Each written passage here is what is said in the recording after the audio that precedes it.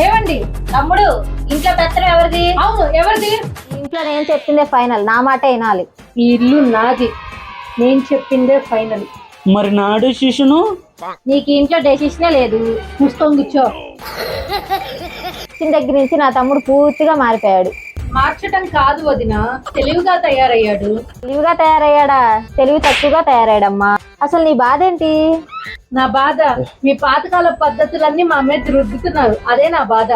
పాతకాలం పద్ధతులా? నేను అప్డేట్ అయినట్లు మీ జనరేషన్ వాళ్ళు కూడా అప్డేట్ అవ్వాలి. అమ్మయ్య, ఇద్దరు తన్నుకుంటున్నారు. నీట్గా నేను ఎస్కేప్ అయితే బాగుంది.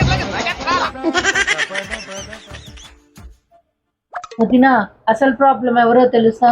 అర్థమైందిరా, ఇద్దరం ఒకటవుదాం. ఒకటవుదాం. సరిపోయింది. హీరో విలన్ కొట్టుకుని కమెడీని చంపేసినట్టు నా మీద పడతారేంటి? వర్క్ చేయడు, డబ్బులు కూడా తాయడు, బలుపు ఎక్కువ. అవును వదిన. ఫైనల్లీ మీ ఇద్దరు ఒకటయ్యారా? బా, నా లైఫ్లో ట్విస్టులకి కరువే లేదు.